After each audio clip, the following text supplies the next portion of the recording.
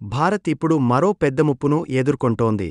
పాకిస్తాన్తో యుద్ధ ఉద్రిక్తతలు తారాస్థాయికి చేరుకున్నాయి. ఈ సంఘటనలన్నింటికీ శతాబ్దాల క్రితమే భవిష్యవాణి చేసిన మహానుభావుడు ఎవరో తెలుసా? అతనే శ్రీ పోతులూరి వీరబ్రహ్మేంద్ర స్వామిగారు. తన అమోఘమైన కాలజ్ఞానంలో స్వామిగారు చెప్పినది 2024 చివరనుంచి దేశంలో కల్లోలాలు మొదలవుతాయి. రాజధాని ఢిల్లీ మీద దాడులు జరుగుతాయి. ఓపికగా ఉన్న భారతజనం ఆవేశంతో నిండిపోతారు. యుద్ధం తప్పదు. ఆ సమయంలో దేశాన్ని కొత్త రాజధానికి తరలించవలసిన పరిస్థితులు ఏర్పడతాయి. ఈ భవిష్యవాణులు ఇప్పుడు నెరవేరుతున్నాయా అన్న సందేహం దేశవ్యాప్తంగా చర్చకు దారితీస్తోంది. ఇప్పటికే మన సైన్యం అలర్ట్ మోడ్లో ఉంది. అంతర్జాతీయ మీడియా కూడా భారత్-పాకిస్తాన్ పరస్పర యుద్ధ ముప్పును హైలైట్ చేస్తోంది.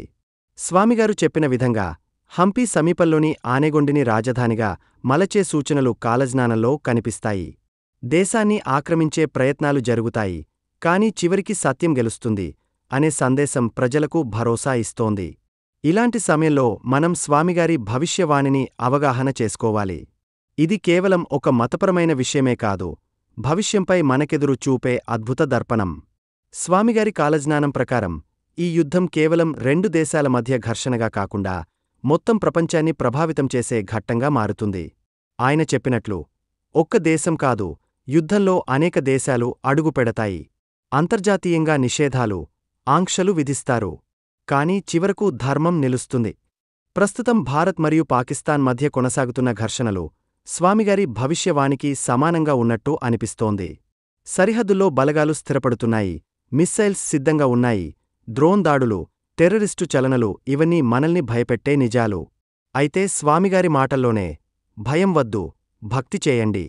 ఈ అంధకారంలో వెలుగు చూపేది భక్తి మాత్రమే. ఈ కాలజ్ఞానంలో మరో కీలక అంశం, అన్యదేశాలు భారత్పై కన్నువేస్తాయి. కాని భారత్ విరాట రూపంలో తలెత్తుతుంది. ఒక సాధారణ వ్యక్తి నాయకుడిగా మారి దేశాన్ని రక్షిస్తాడు. ఇది ఎవరు ఆ నాయకుడు? ఇప్పటికీ అది రహస్యమే. కాని ప్రజల్లో ఇప్పుడు ఆశ, ఆత్మవిశ్వాసం కనిపిస్తోంది. అలాగే స్వామిగారు చెప్పినట్టు సింహాసనం పాతకాల రాజధానిలో ప్రత్యక్షమవుతుంది. ఆనెగొండ రాజధాని అవుతుంది. తూర్పున వెలుగు వెలుగుతుంది. ఈ వాక్యాలు ఇప్పుడు చర్చల్లోకి వచ్చాయి. ఈ యుద్ధ సమయంలో ప్రజలు ఏం చేయాలి? మన బాధ్యత ఏమిటి? ఈ ప్రశ్నలకు సమాధానాల కోసం స్వామిగారి భవిష్యవాణిలోని మరిన్ని రహస్యాలు, భవిష్య సూచనలు తదుపరి భాగంలో తెలుసుకుందాం. మన భవిష్యత్తును మనమే నిర్మించుకోవాలి. కాని విజ్ఞానంతో, భక్తితో, ధైర్యంతో.